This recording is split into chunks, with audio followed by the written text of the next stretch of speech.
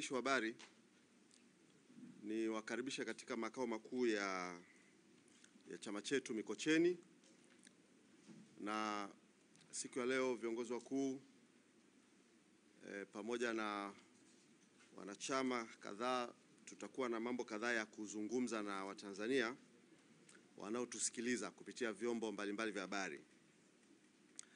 Na mazungumzo yetu kimsingi ni kufuatia tukio lililotokea jana tarehe 24, tukio ambalo limetusikitisha sana na kutufedhehesha, tukio ambalo limepunguza kiwango cha ustahimilivu wetu kwa jinsi ambavyo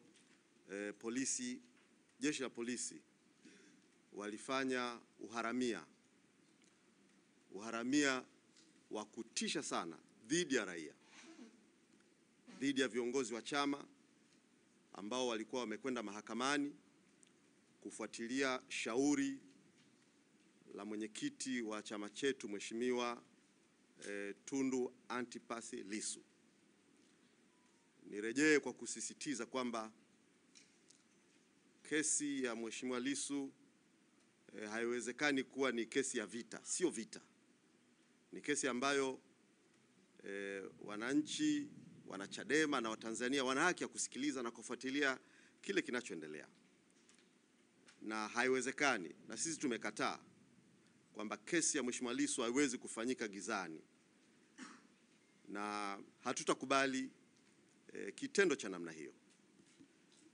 Kwa hivyo tumefedheheshwa na jambo hili, limetukwaza sana kwa jinsi ambavyo jeshi la polisi liliwaparamia raia, liliwajeruhi, liliwatocha, brutal torture, kwa namna ambayo imetia aibu, imetia doa sana kwetu sisi kama Watanzania ndani ya nchi na hata kwenye jumuiya za kimataifa nje ya nchi. Mahakamani yalikuwepo mashirika mbalimbali ya kimataifa, zilikuwepo balozi mbalimbali ambazo zilikuwa zinawakilisha nchi zao, na ule ushenzi wote uliofanyika ulionekana, ambao umetia aibu na umetia doa kwa namna ambavyo jeshi la polisi liliingilia utaratibu wa mahakama na kuwazuia watu kwenda kufuatilia mwenendo wa kesi kwa kuchukua hatua ambazo zimetufedhesha sana. Sasa tukio la jana mpaka kufika usiku, kama jinsi ambavyo tulilitolea taarifa jana, tulitoa taarifa mbalimbali ya mwenendo mzima ulivyokuwa, mpaka kufika jana usiku tulipata orodha ya majeruhi takribani 21 ambao walikamatwa na jeshi la polisi na wakapigwa, wakaumizwa, wakapakiwa kwenye magari ya polisi, na wengi wao wakapelekwa kwenye hilo pori la Mabepande kule Ununio, wengine wakapelekwa Coco Beach, wakapigwa kwa vipigo vibaya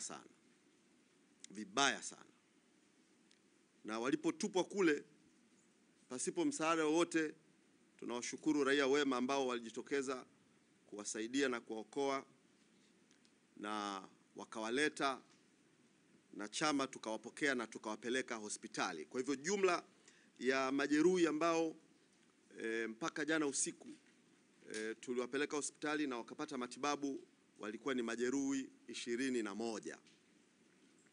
Majeruhi 21, na nitawataja majina yao na hali zao. Hawa watu walipigwa na kutupwa maeneo ya Mabepande huko porini, msituni. Msitu ule tunaufahamu ni msitu una nyoka, sio msitu salama. Ndio msitu ambao baadhi ya watu mbalimbali tunaowafahamu waliuawa na wakatupwa katika msitu huo, akiwemo aliyekuwa mjumbe wa secretariat yetu marehemu Ali Kibao.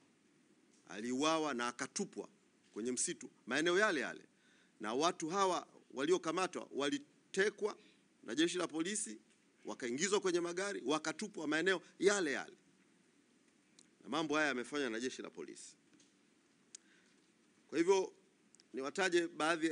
niwataje hawa majeruhi ambao walikamatwa, wengine walizuiwa kwenye magari kabla hawajafika mahakamani, wengine wakiwa mahakamani walikamatwa wakapigwa na kutandikwa. Makamu mwenyekiti wa chama chetu Zanzibar, Mheshimiwa Said Mzee, yeye alikamatwa kwenye gari, wakashushwa, akapigwa. Na hawa polisi, utaona nitakapokuwa ninawataja majeruhi wote, walikuwa wanapiga marungu kwenye migongo. Walikuwa unageuzwa hivi, alafu kwenye katikati ya uti wa mgongo marungu yanapigwa kwenye hapa katikati ya uti wa mgongo. Kwa mtu alikuwa anapigwa paka unajikuta mtu anainama namna hii. Ilikuwa ni kitendo cha unyama uliopitiliza. Kwa hiyo Mheshimiwa Said Mzee alipigwa mwili mzima na kupigwa marungu ya mgongoni.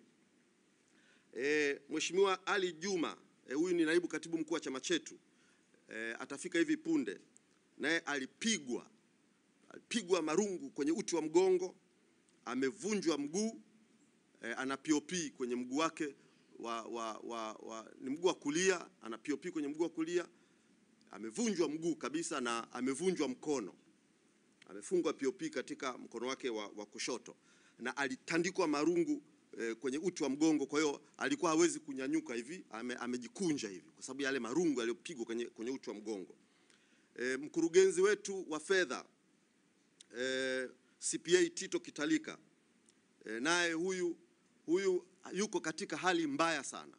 Ni moja kati ya watu waliojeruhiwa na leo ameshindwa kuja hapa, yupo katika hali mbaya sana, na tunafikiria tumpeleke kwenye hospitali nyingine. Yeye amevunjwa mguu. Naposema kuvunjwa namaanisha kuvunjika hivi, sio kupapaswa. Naposema kuvunjwa maana yake kitu kimevunjika hivi kacha. Amevunjwa mguu, amevunjwa mkono, amepigwa mbavu, na askari wote hawa walikuwa wanapiga marungu kwenye uti wa mgongo. Wanatandika katikati ya uti wa mgongo. Pap! Huyu yupo katika hali mbaya sana. Hajaweza kunyanyuka mpaka sasa hivi. Huyu ni mkurugenzi wetu wa fedha. Ndugu Lucas Ngoto, huyu ni mwenyekiti wetu wa kanda Serengeti. Amevunjwa mguu, yuko hapa. Tutamuona baadaye, nitamuita atakuja kuzungumza. Yeye amevunjwa mguu na alitandikwa mwili mzima. Ndugu Ngoto ni mtu mkakamavu sana. Anatokea kanda ya Serengeti, lakini kama wote mlivyomuona jana, alikuwa amelegea tepe, ametandikwa marungu kwenye uti wa mgongo.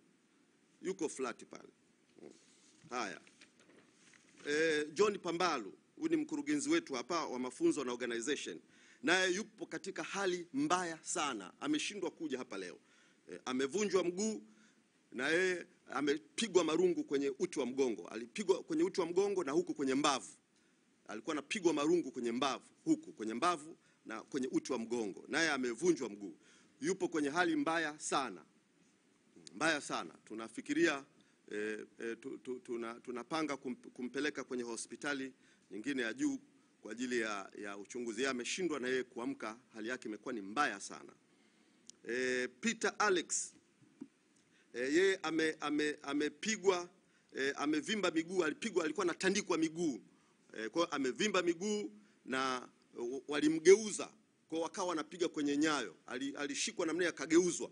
Walimnyanyua kichwa chini miguu juu, alafu kwenye nyayo wakawa wanapiga kwenye nyayo namna hii. Mnaweza kuona haya masimulizi, utafikiri tunazungumza habari zimetokea Gaza. Haya mambo yametokea hapa Dar es Salaam jana tarehe 24. Kwa hiyo amevimba miguu na kwenye unyayo amechanika, amevimba. Ndugu mwingine majeruhi ni Emmanuel Severini, na yeye amepigwa mgongoni, alipigwa marungu mgongoni. Majeruhi mwingine Robert Nelson Mazingo, naye amepigwa marungu mgongoni. Ni kama vipigo ni kama vilikuwa vimepangwa, vimefanana. Upigaji ulikuwa unafanana. Unatandikwa kwenye mgongo, ukishapigwa hilo rungu kwenye mgongo, huwezi kukaa hivi tena, unakuwa umekunja namna hii. Huwezi kunyanyuka namna hii. Majeruhi mingine ni ndugu Bwire Nyangero Bwire, naye amepigwa marungu mgongoni na kwenye mbavu. Mwingine ni Elizabeth Mambosho. Huyu alipigwa, alivuliwa nguo, alipigwa mwili mzima, alichaniwa na huyu alidhalilishwa na kufedheheshwa kabisa. Mwili mzima alitandikwa, kama ambavyo mngeweza kufuatilia katika vyombo vya habari jana hizo picha, jinsi ambavyo alidhalilishwa. Mwingine ni ndugu Kanifro Musa, naye amevunjwa mguu. Amevunjwa mguu wa kushoto na amewekewa POP. Mwingine ndugu Emmanuel Modesti Munihawa, amepigwa miguuni na mgongoni, na yeye aligeuzwa alafu akawa anapigwa mguuni kwenye unyayo. Wanapiga marungu na kwenye unyayo. Kwa hiyo amechanika kwenye unyayo wake, amepigwa marungu na amevimba miguu. Mwingine ni ndugu Nasra Said, huyu ni mpiga picha. Mwandishi wa habari, huyu ni mpiga picha, naye amevunjwa mguu. Amevunjwa mguu. Haya maneno ninaposema kuvunjwa ni kuvunjwa, kuteguka ni kuteguka, kuumia ni kuumia. Kwa unaposema amevunjwa mguu ni kwamba amevunjwa mguu. Na amepigwa, aliumizwa sana mwili. Huyu ni mpiga picha. Mwingine ni ndugu Omar Othman Tato, yeye ametenguka mguu na kuumia mwili. Alipigwa marungu mwili mzima, yeye ameumia mwili. Mwingine, majeruhi mwingine ni ndugu Ramadhani Kilongo, amepigwa mwilini na naye alipigwa mgongoni, alipigwa marungu mgongoni. Majeruhi mwingine ni ndugu Pendo Jonas Kileo, yeye amechanika mguu na kupigwa mwili mzima. Huyu naye ana hali mbaya, hali yake ni mbaya sana. Alipigwa miguuni na alichanika kabisa miguuni, na hali yake ni mbaya sana. Hali yake ni mbaya sana. Yupo hapa atazungumza. Mwingine ni majeruhi mwingine ni ndugu Twaha Mwaipaya. Huyu amepigwa mwili mzima. Actually huyu alichakazwa, alikuwa kama katika kufanya resistance, alichakazwa. Alipigwa mwili mzima kila mahali, usoni, kwenye mbavu, miguuni. Naye ni moja ya majeruhi ambaye amepigwa sana. Mwingine kimaalum kabisa ni mzee wa miaka 70. Mzee Rafael Makala, mzee wa miaka 70. Bila huruma, bila aibu, polisi huyu alipigwa makofi. Mzee anasema alipigwa makofi, ameteguka mguu na amepigwa mwili. Lakini anasema kilichoniuma zaidi, anasema polisi walinitukana. Amepigwa makofi, ni mzee wa miaka 70, anaitwa Rafael Makala. Amepigwa makofi, ameteguka miguu na kupigwa mwili. Anasema kilichoniuma zaidi, kuna polisi kavulana kadogo amenitukana. Huyu mzee anasema hilo limemuuma zaidi. Makofi hayo sawa, lakini kutukanwa, insult. Rafael Makala. Mwingine ni ndugu Shabani Kirita. Huyu tulimpokea, aliokotwa kutoka Coco Beach usiku. Tukiwa hapa akawa ameletwa, ameokolewa na wasamaria wema saa 4 usiku. Tukiwa hapa akaletwa kutoka Coco Beach. Yeye amevunjwa mguu na alipigwa mwili mzima akiwa katika hali mbaya sana. Na mwingine ni ndugu Eric Zakaria Bulega, yeye amepigwa makofi na ana maumivu mwili mzima. Ana maumivu mwili mzima. Sasa hiyo ndio orodha ambayo mpaka kufika jana usiku tulipata, kwa maana ya walifika na tukawapeleka hospitali, wamepata matibabu yao, wamepata dawa.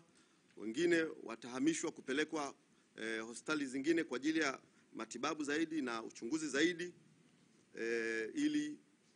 ili kuona wanapata matibabu ambayo kwa kweli yataweza kunusuru baadhi ya watu wasije wakaijikuta wanaingia kwenye ulemavu ambao umetokana na kitendo kilichofanyika jana.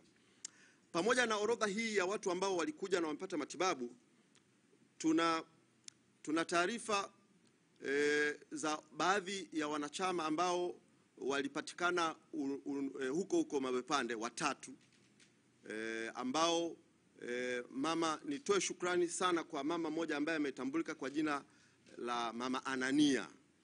Mama Anania huko maeneo ya Ununio, maeneo ya Ununio, alipowaona hawa vijana wawili, aliwachukua na akawapeleka. Alivyoona akasema, ninyi ni wa vijana wa Chadema, ninyi ambao mmepigwa. Akawachukua na akawapeleka hospitali, hospitali ya Kitengule, na akawalipia gharama za matibabu yeye mwenyewe karibia shilingi 280,000. Kwa ni toe shukrani zangu za dhati sana kwa mama huyu, Mama Anania, kwa kufanya huruma kwa hawa wananchi wanachama wetu wawili ambao walipatikana na hawakuja huku na walipata matibabu kule. Lakini pia ni washukuru wa Tanzania ambao kwa kweli kitendo cha jana kimetupa tafsiri nyingine tofauti sana ya solidarity ya Watanzania, jinsi ambavyo walichangia michango kwa ajili ya majeruhi, na wote hawa walipelekwa hospitali, wamepata matibabu, na wote wamelipiwa matibabu, na wote wamepata dawa, na tunaangalia namna ambavyo tunaweza tukapeleka hospitali zingine kwa ajili ya matibabu zaidi, ili tusije tukapata madhara makubwa zaidi. Tuna mwanachama wetu ambaye ni mjumbe wa Baraza Kuu, Bi Hilda Newton. Mpaka sasa hivi kama ofisi zetu za chama hatuna taarifa zozote zilizo rasmi zinazoonyesha kwamba Hilda Newton yuko wapi. Tunachofahamu ni kwamba alichukuliwa na polisi, lakini jana kwenye taarifa ambayo Afande Muliro alitoa mbele ya umma alisema kwamba aliyataja majina ya viongozi na wanachama ambao wako kwenye mikono ya jeshi la polisi, na pia alitoa taarifa kuhusiana na mtu mmoja aliyetoa taarifa kwamba ameokotwa katika ufukwe wa Coco Beach. Sasa taarifa kuhusiana na Hilda Newton kuwa kwenye mikono ya polisi haikutolewa. Kwa hivyo mpaka muda huu sisi kama ofisi ya chama hatujui Hilda Newton yuko upande gani. Tunachofahamu, polisi walimchukua pale Kisutu, wakaondoka naye kwenye gari, kwa hatujui wamempeleka wapi. Kama wamempeleka Ununio, kama wamempeleka kituo gani, hatuna taarifa yoyote. Tunachokijua ni kwamba walimchukua wakaondoka naye kwenye gari. Kwa hivyo jana tulitoa masaa kadhaa kwa jeshi la polisi ili waweze kuwarejesha wanachama na viongozi wetu wote ambao wako kwenye mikono yao. Basi mwenyekiti wetu, makamu mwenyekiti atakapokuja kuregister tamko hapa, basi na jambo hili tutalitolea uelekeo kwa jeshi la polisi, ambao mashuhuda na watu wote waliona jinsi walivyomchukua Hilda Newton na kuondoka naye kwenye gari. Sasa kabla sija